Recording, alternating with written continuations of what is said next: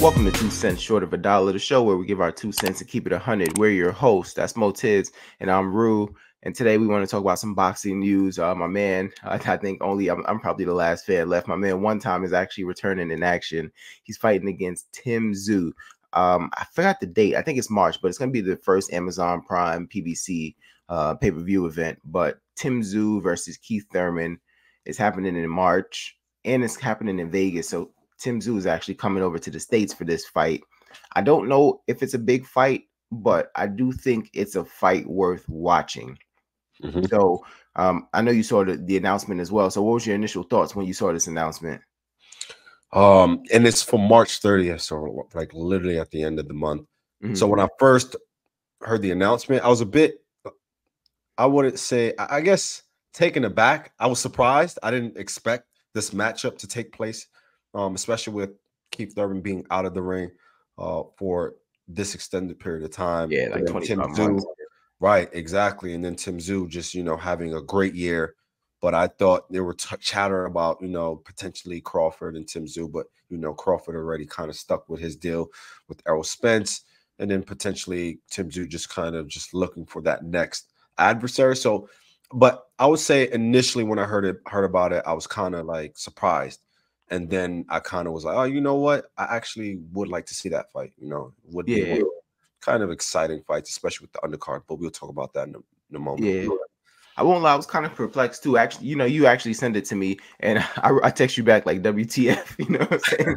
Because I was like so confused. But the crazy thing is when I went back and thought about it, just earlier in that day, I was scrolling on YouTube, and there was a poll like Thurman Tszyu, and I'm just like, who the hell? Like, why? Like, why is this a poll? And then you sent it to me, and I didn't put 2 and 2 together till way later. Like, oh, so they just heard about the news before I heard about the news and made a poll. So it's actually an interesting fight because, I mean, like I said, I like Keith Thurman, but I like Keith Thurman at welterweight. He hasn't fought at this weight before, and it's a catchweight, 155, which is very, very interesting to me. Which means the belt won't be on the line. So are they just like kind of like feeding, Keith Thurman to the wolves per se? Because like, why wouldn't the belt be on the line? Do they pose him as a threat that can possibly take that belt and mess up the future money fights? So they don't even want to give him an opportunity to do that. You know what I'm saying? So that was kind of my initial thoughts. Like the 155 really threw me off because Keith's coming from welterweight. So I'm sure moving up, he wouldn't have a problem making 54. I don't think Tszyu is currently struggling to make 54. So why the 55 catch weight? You know what I mean? That was very strange to me. So, I mean, I'm excited to see it though, because I think it's really a clash of styles. Keith, who I think is one of the best thinkers in the ring, he's a big puncher at 47. I don't know how the same punching power translates to 54, 55 in this case, but Tszyu puts a lot of pressure on you, like a lot of pressure. And then one thing we know about Keith Thurman, he doesn't really like those body shots, and I think Tszyu throws some pretty hard body shots. So, without giving a full breakdown, just what do you see stylistically to make it an interesting matchup for you? Yeah, and actually, I didn't know it was at a catchweight at 155, which begs the question, right? But and who knows? It might be a negotiation tactic for Keith Thurman, right? For him to remain the A side and get as much money out of this fight, it being a catchweight, or just maybe because I would have thought at the very least Keith Thurman's trying to insert himself to potentially get a fight with Terrence Crawford if he decides to move up after the Errol Spence fight, right? As a kind of a method to kind of keep himself not necessarily relevant, but try to get those big money fights, right? Or even Jamel or Charlo, but it seems that's not the case, which is kind of odd to me. But in terms of the matchup, Keith Thurman is not the same fighter he used to be, especially when he fought against, Sean Porter, and Danny Garcia. Of course, we know after the Danny Garcia fight, he kind of revealed that he sustained kind of a hand injury and an elbow injury, which kind of put him out for about 2 years and change. Then he came back for Josita Lopez, which was not his best performance. And when I looked at that performance, I was like, yeah, this guy's not the same. Then went ahead and fought Manny Pacquiao, and we seen how that turned out. Of course, some people were surprised. Some others wasn't really too surprised, especially since he's like a shell of his former self. He kind of struggled a bit. And then he fought Marios Barrios. He looked better in the Marios Barrios fight in comparison to the Manny Pacquiao fight. But even still, at one point, even in the fight, he got hurt by Marios Barrios, who was coming up in weight to fight him, and he got hurt with a body shot. So when we're comparing Tszyu and Keith Thurman, I just think Tszyu might be too much for him at this stage of his career, to be honest. I think he would just, and especially coming up and moving up the weight class to challenge a guy like Tszyu who's been more active, right? So it's a lot of factors that works against Keith Thurman at this particular point in time. So yeah. Now, something interesting you mentioned, actually, the Josecito Lopez fight. You know, a lot of people are down on Keith Thurman about that performance, but I think one reason why people are down on him is Keith looks like he looked like he was going to get Josecito out there, like he was hitting him with some stuff, and it looked like, all right, this is a one-sided fight. But it's like Keith kind of like he gassed out, and Josecito started coming on strong. Then he hurt Keith Thurman maybe twice. You know what I mean? But some of those punches that he was opening up on and hitting Josecito with, he's going to need some of that. You know, in the Pacquiao fight, I didn't really see those big one-time looking punches. Kind of the same. Even though he beat Barrios pretty bad, it still wasn't those, like, you know, those crazy, like, hooks, leaping hooks that you're used to seeing from Keith Thurman. You know what I mean? But he's going to need some of those, something to keep Tszyu honest. And Tszyu just fought a big puncher in Brian Mendoza. And, you know, Tszyu kept putting the pressure on coming forward. However, I think Keith Thurman is more creative and a better thinker in the ring. I think Brian Mendoza really couldn't set up some of those big shots that he likes to hit people with against Tszyu. I think Keith Thurman will have more opportunities to land than Brian Mendoza did, but will it be enough for Tszyu to be honest and say, okay, I can't just keep walking this dude down, putting the pressure on. And if would it look like a Tony Harrison situation all over again, right? Like, yeah. If Keith can't keep him honest, Keith is in trouble, and he's probably in danger of getting stopped for the first time in his career. I absolutely agree. 100% agree. Yeah, but back to the 55 thing, the catchweight thing, real quick. I don't know, like what would you, you know, this is just hypothesis here, we're just guessing, but if you had to guess, like, why 55? Like, what do you think that's about? I don't know. Like I mentioned, it probably is more so a negotiating tactic for Keith Thurman to still be the A side and, you know, prevent Tszyu from not being able to leverage his belts, have his belt on the line. Because if Keith Thurman moves up, he's still the challenger, right? And of course, he's a bigger name, but, you know, I don't know. It's a lot of different factors. I don't know how the money kind of worked out, but I don't know. I don't see Tszyu and his team kind of saying, hey, let's not put the belt on the line. That don't make sense, especially if he's done it with he's been doing it, right? So I think it's more so Keith Thurman signs. I just don't know the angle, you know. I really don't know. That's just a guess of mine. If I had to guess, somebody in PBC may have like put the bug in Tszyu's team's ear and just say, hey, this is just a stay busy fight, because whatever they're lining up next is probably going to be the big fight. It's probably going to be a unification bout, maybe with Charlo, or maybe Crawford does come up after the Spence thing is resolved. You know what I'm saying?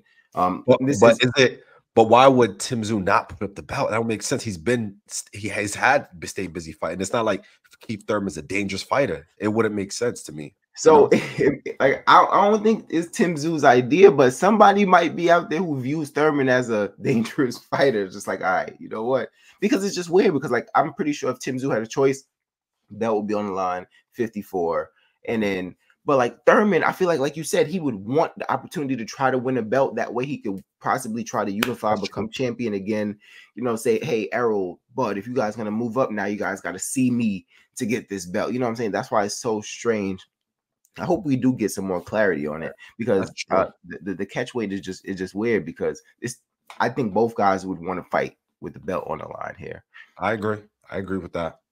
But that's the first PBC pay-per-view event, Amazon Prime. So that kind of gives us an idea of like when things are going to start rolling out. So like you said, that's late March. So we could probably see some dominoes after that. Possibly April might be the rematch, if the rematch takes place. I know we got Gervonta coming up, but I want to stay on this card for a second, because we got an interesting undercard fight, which I think is really going to be like, it could be a show stealer. It is Isaac PittBull Cruz versus Rolando Rolly Romero. So, I mean, those are two guys who, you know, are like headhunting in a lot of situations. So, do you like that fight, or what do you think when you hear about that fight?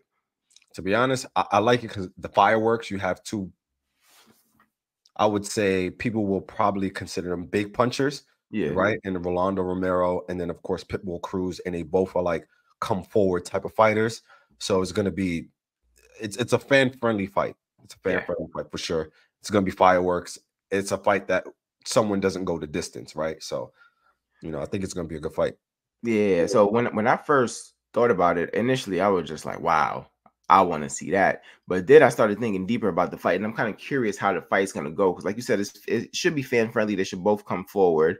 I don't really think Rolly knows another way to fight as of right now, but I'm gonna get into that in a second.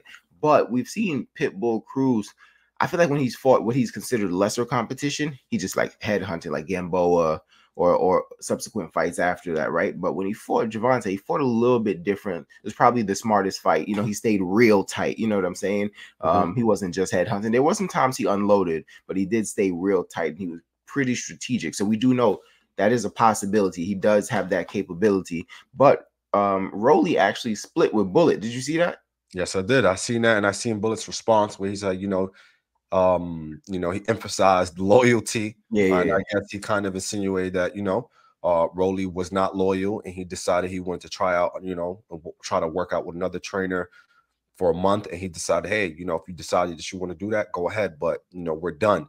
And that's that. And according to him, he's the reason why Rolly made it this far. And as a result, he's okay. He's done his job. And, there's no bad blood, but he just cut ties with him. Yeah, so I really can't speak to Bullet's coaching, and that's just because of me, right? I don't have enough research outside of just seeing Rolly fight. You know what I'm saying? So right. I can't call him a good coach, a bad coach, but what I can say is Rolly probably thought that Rolly needed to incorporate some more things into his style, right? Because we seen the punch that he got stopped with against Gervonta, then we seen leaked sparring footage of him getting knocked down to the same kind of punch. So it seems like something that he just keeps running into, which you can say is your fault for not adapting to that, but also your coach is supposed to be there to help you with that as well. Right.